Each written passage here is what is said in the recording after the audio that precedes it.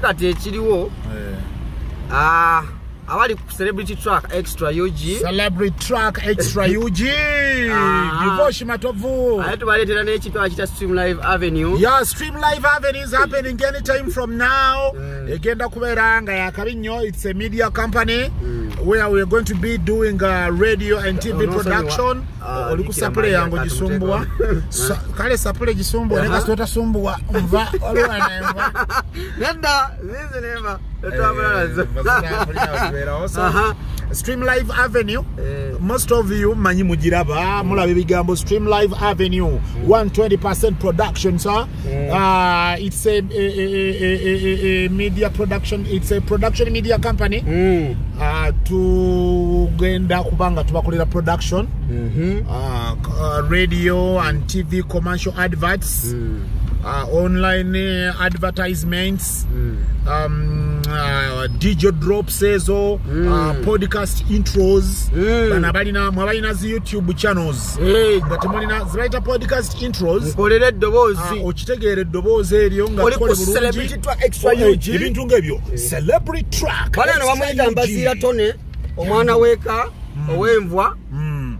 So akati podcast intros zezo Celebrity Track UG. Oli ku Celebrity Track UG ebintu debifanana bwe bityo. Oli Oman. Okitegeera yona gyosinziira mwena bayina zi YouTube channels nga mwetaaga okubakolera zaita podcast intros.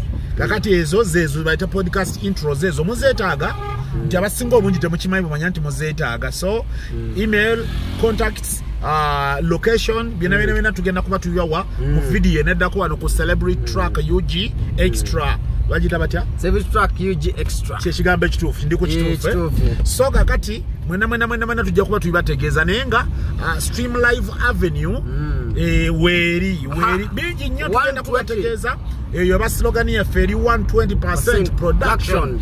Kitegeeza mucho kisukuluma nnyo kusuka ku muwendo guli gwe tumanyi ogw'ekikumi. Nti gobono jango oyagala production wako, oyagala kalango ka video ka audio, oyagala podcast intros ezo, oyagala DJ drops ezo ennungi zigenda kuba mu maloboozi ag'enjawulo si lyange lyokka.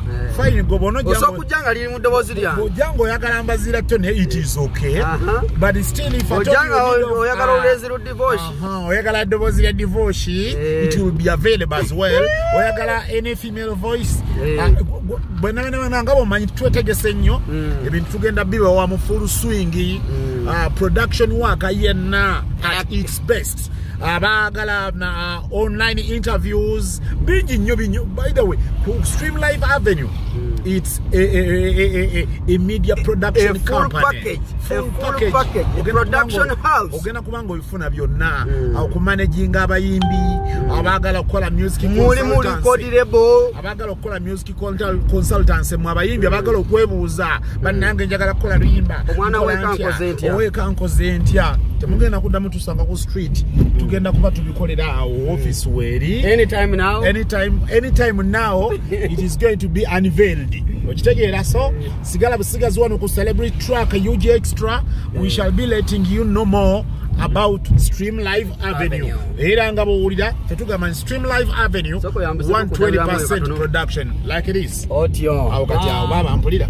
Bulungi. So kakati bye supply eno kamalo dijjao. I think bannange no supply tuyita nayo Katonda naye tubana Njambale. Njambale. Supply. Ade kiriwo tuli ku Celebrity Track Extra UG ade ne Mbazira Tone. Omusajja ono muyiya nnyo mu ggwanga wano. Bogambye ate ffenna tukolera mu Bulango omwo. Tukolera ayisa abasajja bene. Aze nkola ku telefona omukula ku Kyabasa. So kakati buli ali eyo nga olinayo production work ayina gwe yagala omukolera ba DJs banja, you know, most of you byemukola mubikola bulungi naye mu bulamu ko okubasoosowaza kati kyewetaaga oluusi wetaaga zituyita DJ drops ennungi.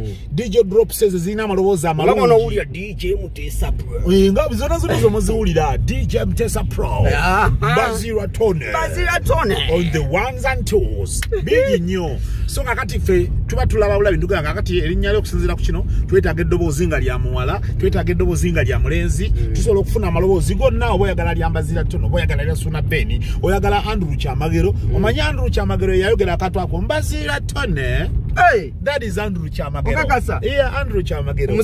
Muntu wa wansi. Definitely. So amalobozi gonna wegali era naga suka kwago oyagalani female voices ennungi ziri ba josula no julirange kuba mu muzindalo. So byonna bitwaloze ntugamba mu byetaaga mujja kubitegeera mujja bifuna kakati abayina radio stations nga mwetaaga okubakolera gyotita radio imaging ku TVs abasinga obungi aba TV abasinga mulowooza ng'obulobozi bulina kuba bwa ku kamera no bwejjangu tukukolera eddoboozi ettuufu eri professional production well produced tulikuwe nga tuufu TV enyirire radio enyirire oli bagamba tugenda mu okutegedde obiwulire ngala bozulira omanyi TV gye ziri ezaabuuka edda nga zo zaabikola nga terefayina era byonna twabikola dda. So akati mujje tubikole tukole audio tutuzeeko ebifaananyi ebirungi TV yeewome. Then waliwo abalina radios oba TVs nga programming ya kutabukako dda tomanyi kiddako ebyo byonna tubikola ate ono mukugumudde ebintu byayogera kwa experience kakati eyo consultancy nayo tugigaba ojja n'otwebuuzaako ntugamba n'okusinziira ku radio yeno let's do this and this and this, let's avoid this and this and this. Kusinziira ku TV yo nga bweri oyagala abantu kinti njagala ono njagala audience bweti kasita obeera nga gwomaze oku-identify nga audience gy'okolera omanye abasinga obungi balina radios muli ba boss radios naye nga temu-identifyinga nga audience kije mukolera okitegeera. So akati awo kibeera kibi olina okuba nga already omanyi audience abantu b'oyagala okukolera b'okolera ku TV yo ne radio yo. So for us tusobola okuyambako okusettinga programming. Omukulembeze w'eggwanga yagamba for us. Omukulembeze w'eggwanga yagamba for us. So for us tusobola okuyambako okusettinga programming esobola okufiitinga mu audience etula mu audience yo. So that is what we are going to be doing at Stream Live Avenue. Ebyo byonna tuyingirayo. Then osobola okubeera ng'oli eyo oli boss ku TV olina waliwo bulidde akoona ku mmotoka ekintu ekyo sikyagala oboda nga akuyitako n'akuba ku mmotoka ekintu ekyo sikyagala. So kakati wamma katukomewo I don't know kale wetuliwa mwenna abali eyo osobola okuba nga olina TV olina radio weetaaga omukozi ABCD kuba mukimanyi ebintu byokulanga emirimu ebyo si birungi nodda ku TV twagala kukola screen tests mujje tulina ebintu ebyo oluusi birabisaamu media houses ebintu ebyo birabisa media houses and I know ababikola musaana mubirekeraawo. Come to us, visit us, consult from us, tusobola okuwa final product nti omwana okusinziira ku show gye weetaaga ya lunch weetaagamu omulenzi bwati weetaagamu omuwala bwati kati ogobadde ono biri ebyokunoonyeza abakozi ku mpewo mubiveeko okitegeera ku Stream Live Avenue bye tukola. Essimu ya Stream Live Avenue abaagala okukola consultation n'ebintu ebirala ebisinga okwebuuza ku nsonga eyo musangibwawa budde kiwembeerawo nga gule office weri ekyali mpya eri Makindye abantu bawo namba y'essimu bejjire enamba y'essimu eyo eri 0753 80 28 47 eri 0753 28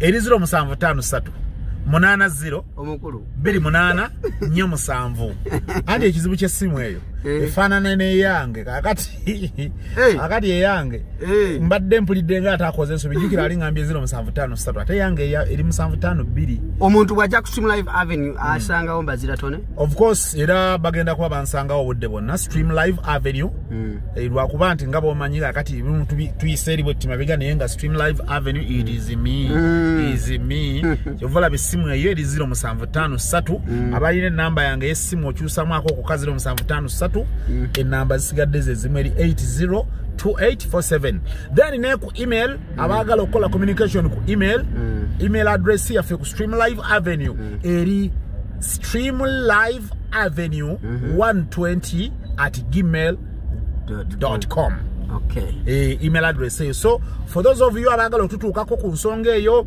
music promotion online byonna abagala okubakolera imaging wa radio owa TV audio video byonna tubikola. Abagala commercial productions eza TV eza radio kitegeza audio video byonna tubikola.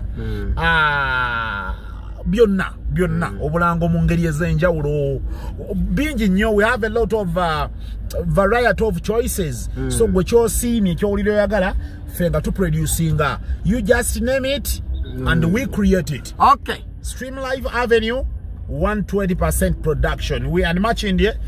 Tugenda kuba tubabulira bisingawo bingi nnyo ku Stream Live Avenue. Just sigala waneno tujja kuba tukola episodes ez'enjawulo. Gwe sigala wano ku Celebrity Tracker UG Extra tuze kutuusa industry. Just bino katuba kibadde kiggula luggi bisigalero jja bibabulira. It's the opener of the door. Kyeka kyako ekiggula luggi. Like the goal of luggi. The goal of luggi. So byebyo musigala wano subscribe you're not clear. Email address mbagambye eri Stream Live Avenue mu small letters, Stream Live Avenue 120@gmail.com. Kyona kiba kigambo kimu mu small letters. Then number yesimu abagala tutukako okwebuuza, oyagala kola drops, abagala bingi nnyo bulango mu ngeri ez'enjawulo. Cause of course mukimanyi ye bulango. Kakati kitegeeza nti tuli mu kintu kikyamu. Number yesimu to contact us as an office, it is 0753802847. Yenze mbazira Tony. Kale Divorce matovu wano kunkata kati namba yange eberawo wansawo ku YouTube. Mubato ina kyotegedde nkubira ngamba nti Tony mufunye ntya. Enamba bato gifunye togitegede bulungi. Enamba yange eberawo wansawo nkubira. So tugenda kumatukoma mu party 2. Byonna tugenda bibategeeza gwe kyabamanya. Katugenze kulya ku Luwombo ebisigadde tu. Luwombo? Netugenzeeko? Mbe sagala Luwombo. Ate nva tubazimanyi. Batugenze sirya wana imbere bulungi mweraba.